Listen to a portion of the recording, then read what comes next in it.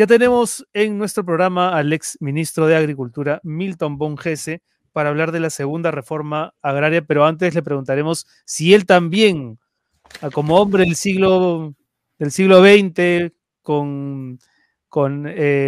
también con acceso al siglo XXI como nosotros, si él también vivió el drama del apagón de las redes. ¿Cómo está, Milton? Hola, Milton, ¿qué tal? Hola, buenas ¿Sufrió por la noches, caída Reinaldo, Josefina. Muy buenas de noches. WhatsApp? ¿Sufrió por la caída de Sufrí, WhatsApp o no? sufrí y mucho porque hoy día regresé de vacaciones después de haber estado 10 días fuera y estuve incomunicado la mayor parte del día y eso sí fue dramático. Nos hemos vuelto absolutamente dependientes del WhatsApp y, y tan dependientes que muchos incluso no recurren a la llamada convencional por teléfono ni al correo electrónico, que así funcionaban. Sí. Entonces, sí fue un día muy complicado para mí, por lo menos. Bueno, y recordar que Milton, además de ex ministro de Agricultura y de Vivienda, es además director de Vidensa, y que Vidensa, además, le agradecemos mucho porque es uno de nuestros auspiciadores. Cierto, que cierto. apoya al programa. Vamos ahora con la segunda. No, gracias a ustedes. Gracias. Hechas esas precisiones. Esto de la segunda reforma agraria, yo veo críticas que tienen que ver con el fondo, pero también con la forma, porque denominarla así, segunda reforma agraria, genera unas ciertas reticencias en distintos sectores que la asocian con la primera reforma agraria, que independientemente de la opinión que cada uno tenga, generó una serie de desplazamientos y de movimientos fuertes a nivel social. Pero esta no parece ser una reforma, por lo menos, que persiga un tipo de impacto como aquel. ¿O usted qué opina, Milton? No, yo estoy totalmente de acuerdo. Creo que el nombre rimbombante de la segunda reforma agraria viene más bien de los aliados del gobierno, del grupo de Verónica Mendoza, que es parte de su leitmotiv, ¿no? La segunda reforma agraria, un nombre rimbombante para anunciar un paquete de medidas, ninguna de las cuales es novedosa, todas las cuales o ya están en implementación hace mucho tiempo y algunas ya se han implementado en el pasado y fracasado de manera estrepitosa.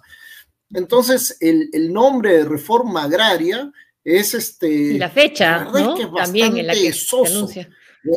Sí. No, además, si quieres ser marxista-leninista, entonces habla de la revolución agraria, no de la reforma. Pues reforma es de los tibios, es Kautsky y compañía, ¿no?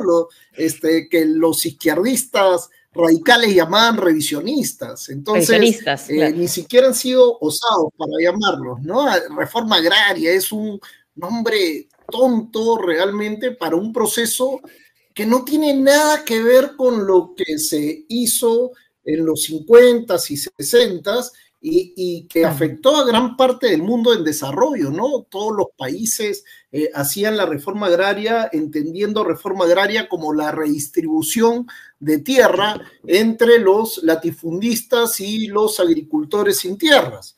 Un proceso muy complejo, con mucho análisis en la literatura económica del desarrollo. Ahora, los agricultores familiares, la agricultura familiar, sí. Ajá. Sí. No. Te escuchamos. Y lo que iba a terminar de decir es básicamente que en el caso peruano hay mucha gente, sobre todo la izquierda, que habla muy bien de la reforma agraria y yo creo que lamentablemente la reforma agraria lo que hizo fue liquidar la capacidad empresarial del campo. De repente tuvo algunos méritos, pero el principal demérito fue que eliminó de raíz la agricultura moderna empresarial y eso nos llevó a tener 30 años de balanza comercial deficitaria y caída sostenida de la productividad y de la pobreza en el campo. Entonces, no es bueno referirse a un proceso que desde mi punto de vista fue malo para los agricultores, como la gran revolución que se va a hacer en este gobierno. Ahora, uno de los sectores bien golpeados por la pandemia ha sido también la agricultura de los pequeños agricultores, ¿no? No es un momento para hacer algo por ellos, digamos, una cosa de emergencia.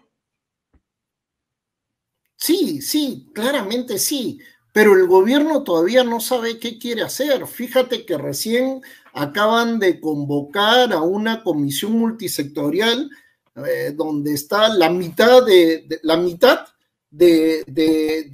funcionarios públicos que no tienen idea de cómo se produce en el campo, y la otra mitad más bien líderes sindicalistas, de Conveagro, gente muy de izquierda, que tampoco sabe cómo crear riqueza.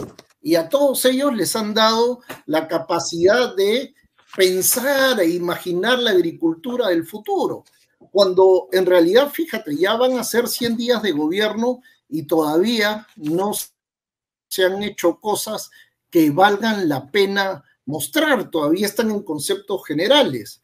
En el gobierno en el que yo participé, a los 100 días ya se había implementado toda una cantidad de programas sociales como el Jaliguarma, como Pensión 65, se había creado el Ministerio de Desarrollo e Inclusión Social, había toda una política social desplegada con herramientas novedosas. Ahora, pero acá se está tratando de empaquetar varias cosas que, como digo, o ya se han hecho y se están haciendo, o ya se han hecho y fueron descartadas porque fracasaron. A ver, ¿cuáles de las cosas que ha anunciado el presidente, independientemente de que se hayan hecho, de pronto está bien que se insiste en hacerlas, ¿no? Por ejemplo, pienso, porque además la línea de partida parece válida, ¿no? Favorecer a 2 millones de familias que dependen de la agricultura, ajustar la franja de precios para proteger a algunos productos de la competencia desleal, ¿no? De los productos que llegan subsidiados.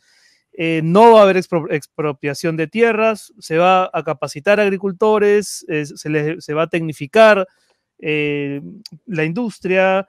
Después se habla de un gabinete agrario para integrar al Ejecutivo con los gobiernos regionales. Digamos, rimbombancias aparte, el plan no parece malo, ¿no? Mira, parece malo en la medida en que son medidas aisladas, desarticuladas, sin una visión clara de desarrollo.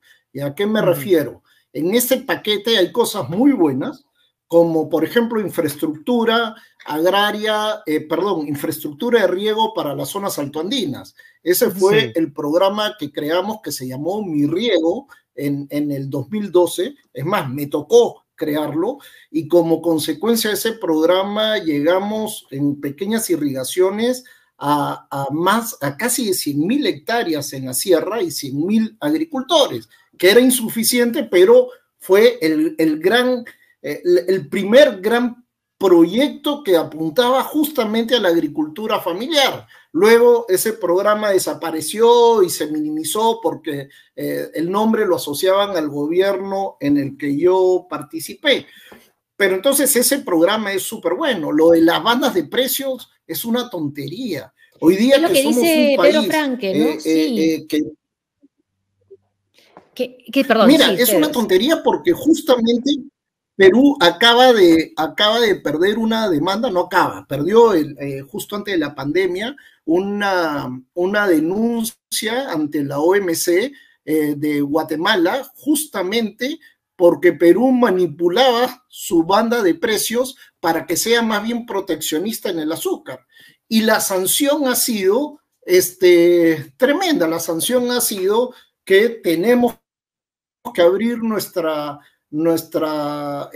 frontera, tenemos, no recuerdo el número de toneladas que aceptar obligatoriamente sin este mecanismo de sobreprecio para las importaciones del azúcar, y vamos a tener que abrir nuestra frontera sí o sí si es que no queremos tener más sanciones. Entonces esta idea de proteger en un mundo globalizado, esto de ser...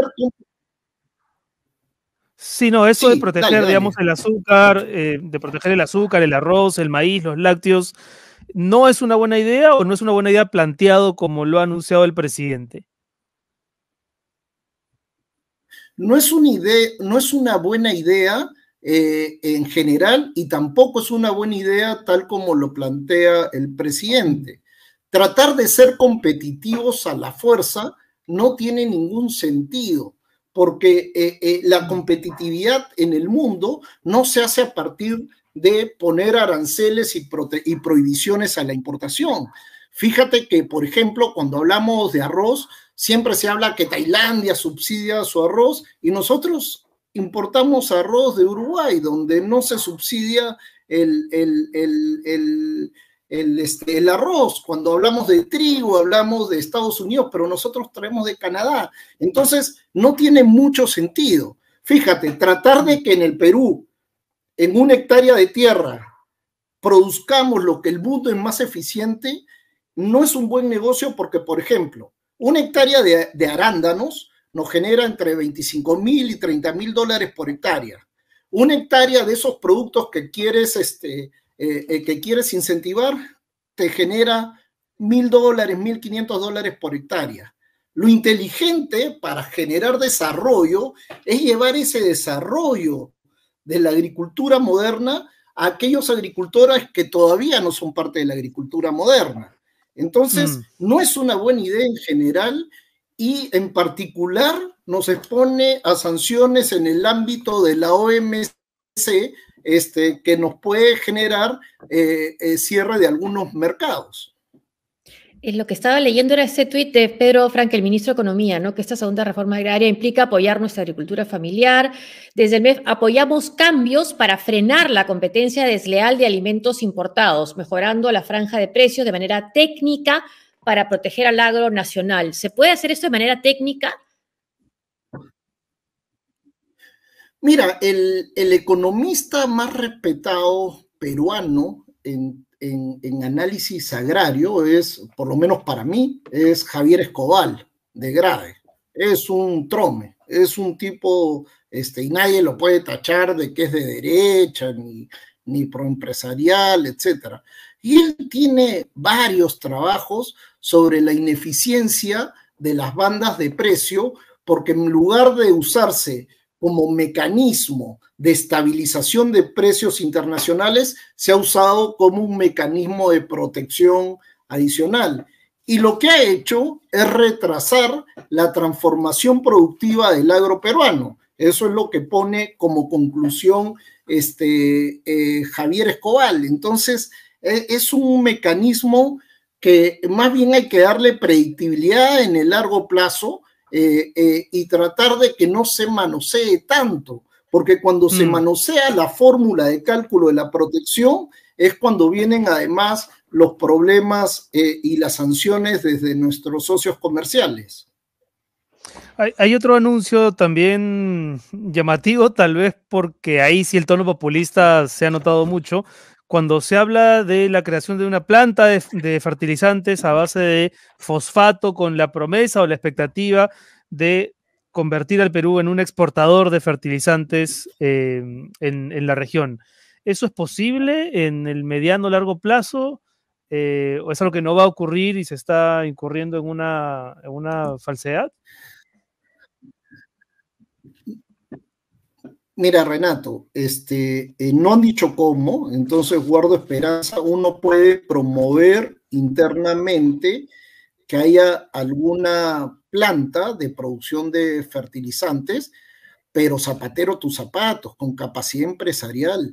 Mira los cambios que están habiendo, por Dios, en salud, en vivienda, en varios ministerios, en educación, etcétera, en donde hay oportunidad de meter a los amigos del partido, están entrando sin ninguna calificación, sin ninguna capacidad de gerencia, sin ningún conocimiento del mercado, poniendo en grave riesgo los servicios públicos que da el Estado. ¿Tú crees que creando una empresa pública nueva para producir fertilizantes, a quién van a poner de gerente de producción, de gerente comercial, de gerente general, de miembros del directorio? O sea, eso no tiene ningún sentido. ¿Amigos de quién? Del ministro de la producción, del primer ministro, del presidente del Partido Perú Libre. Hacer empresa es mucho más que buenas intenciones. Las empresas son constituidas por personas que conocen el mercado y actúan a partir de los incentivos que rige el mercado. Este, mira lo que está pasando en Petroperú ahorita. Los han descabezado y están poniendo gente que no cumple mínimamente un perfil técnico. Y probablemente esas facturas nos las van a pasar, nos va a pasar la empresa luego, ¿no? Curioso, ¿no? Porque por un lado, sí. por un lado se deja a Julio Velarde al frente del Banco Central de Reserva. Parece que hay consenso respecto de los 3 nuevos directores, pero son tan malas las elecciones de otros funcionarios que uno siente que la confianza para la economía no va a regresar tan fácil, a pesar de que en la nave nodriza, digamos, sigue estando el hombre que la ha sabido mantener.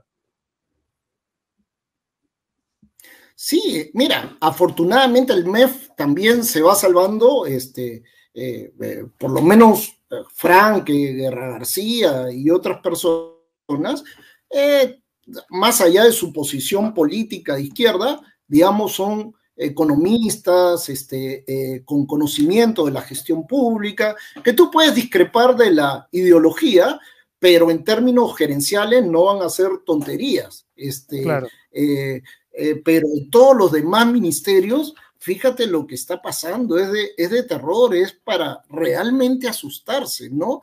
Y entonces, de pronto a estas personas les das el poder de administrar. Fíjate lo que pasó con el programa de inversiones más importante del país, que era Provías. Pusieron a una chica recién egresada que creo que apenas tenía su bachillerato, que era recién terminado la carrera de abogacía y que no tenía ninguna experiencia en manejar infraestructura, y a esa persona le da para administrar más de 10.000 millones de soles en licitaciones por año. O sea, por Dios, qué locura, ¿no? Felizmente eso se corrigió, pero el tema está en que la gestión pública requiere técnicos altamente calificados, porque hacer gestión pública requiere experiencia y conocimientos. Mira, cuando tú estás en el sector privado, en tu empresa, tú puedes hacer lo que quieras. Lo único que no puedes hacer es aquello que te prohíbe la ley, ¿no? Porque eso sí es delito. Pero puedes quebrar tu empresa como consecuencia de tus malas decisiones. En el Estado, no. En el Estado solo puedes hacer lo que la ley y su ordenamiento legal y sus normas complementarias te permiten. Y eso es tener conocimiento de kilos de normatividad que se han ido dando a lo largo de los años y que tú puedes hacer a partir del conocimiento. Entonces, no es cuestión de que vengan a aprender a manejar miles de millones de la nada, ¿no? Es bien complicado. Y claro, en una situación así, ¿cuánto esa ratificación de Julio Velarde, cuán decisiva es?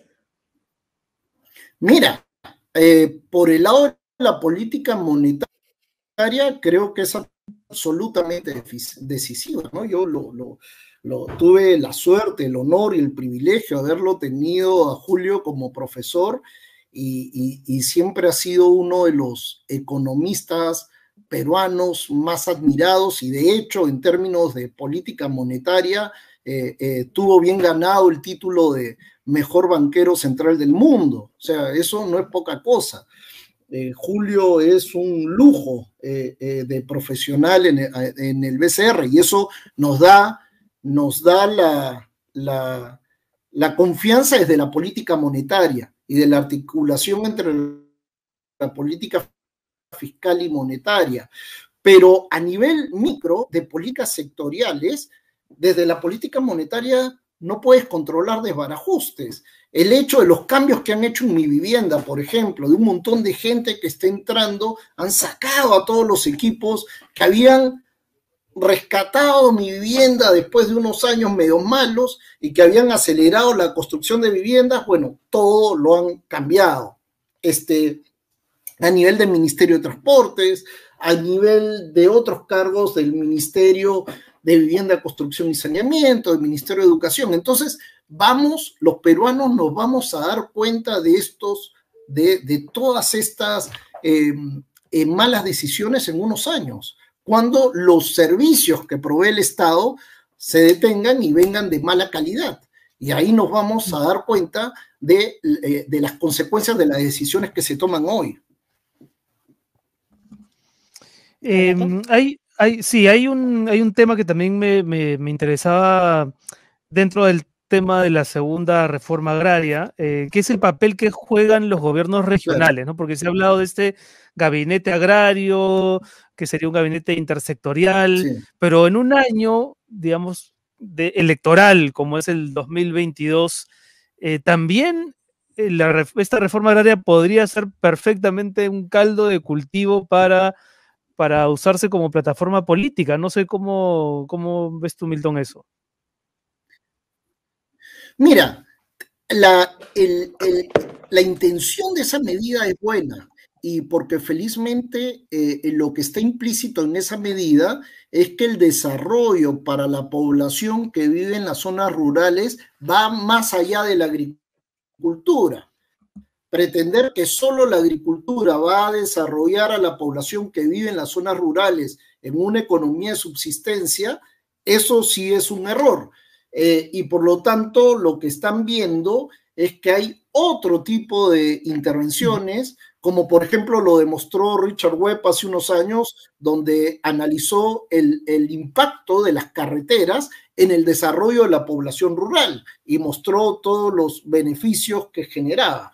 Y en ese sentido es positiva esa intención. Sin embargo, esto ya se ha hecho antes. En el gobierno de Toledo hubo una comisión interministerial de desarrollo rural nombrada por ministros e integrada por viceministros y altos funcionarios públicos, pero en realidad se topó con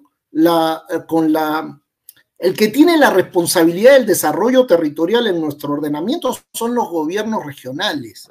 Y entonces tú puedes juntar a 20 ministros decidiendo lo que se va a hacer, no sé, en Arequipa, y si el gobernador de Arequipa no está de acuerdo en ese aterrizaje, no se da la articulación entre el gobierno nacional y los gobiernos locales.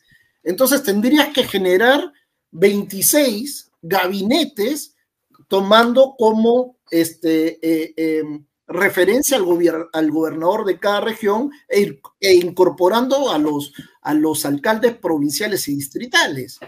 Mira, en Vidensa hicimos un análisis reciente, hace menos de un mes, terminamos un informe en que se había gastado la plata del canon a nivel de gobiernos locales y gobiernos regionales, y cuál había sido sus impactos. Y la verdad es que tú ves que en vez de haber gastado mayoritariamente en aquellas inversiones que generan servicios públicos de calidad, se invirtió mucho en estudios, en planeamiento, en palacios municipales, en estadios de fútbol, en piscinas temperadas y un largo etcétera. Al final, más de 50.000 millones de soles después, los que recibieron canon están apenas ligeramente superior que las regiones, que la población de las regiones que no recibieron canon. Entonces, tenemos que apostar en el país decididamente por mejorar la carrera pública profesional, la meritocracia. Esto que estamos viendo en el gobierno nacional pasa en los gobiernos regionales y locales cada vez que hay elecciones. Sacan a todos los que ya sabían un poco y entran los amigos, los cuñados, el amigo de mi primo, el sobrino del tío, etcétera, y empezamos de nuevo y gastamos mucha plata de manera no eficiente. Y asumiendo con optimismo que se pudiera gestionar esa segunda reforma agraria, ¿sería una manera, por lo menos de los agricultores, de la agricultura familiar, de sentir que pueden tener un cierto respaldo de parte del Estado? ¿Algo podría funcionar bien? Mira, yo, a ver, hablan también del crédito, ¿no? Ahora sí, el crédito, sí, vamos a llevarle el crédito a través del agrobanco y del Banco de la Nación, etcétera. Fíjate que en los últimos 5 años el agrobanco pasó de tener una morosidad de cartera menor en promedio del sistema financiero nacional a una morosidad que supera el 90%. Es decir, 9 de cada créditos del Agrobanco no se han devuelto, básicamente porque en los últimos 5 años la visión populista y clientelista política del Agrobanco ha sido terrible. Y entonces se ha quebrado por segunda vez un banco. El primero fue en la época de García, uno, y ahora en el periodo de Vizcarra se ha, que en realidad empezó con PPK, ¿no? Esta mirada más bien asistencialista, populistona, han vuelto a quebrar el Agrobanco. ¿Qué razones nos llevarían a pensar que eso va a mejorar con este gobierno y con los funcionarios que acompañan a este gobierno? Yo no tengo ninguna evidencia de que eso mejoraría, ¿no? Bueno, nos vamos a tener que, el tiempo nos ha ganado, nos vamos a tener que quedar lamentablemente con ese diagnóstico. Esperamos que te equivoques, Milton, pero yo quisiera equivocarme. Sí, los antecedentes de este gobierno no ayudan tampoco. Muchas gracias a Milton Pongese, ex ministro de Agricultura, por estar hoy aquí con nosotros en el programa. Muchas gracias. Gracias. No, gracias a ustedes, encantadísimo. Gracias, Milton. Gracias.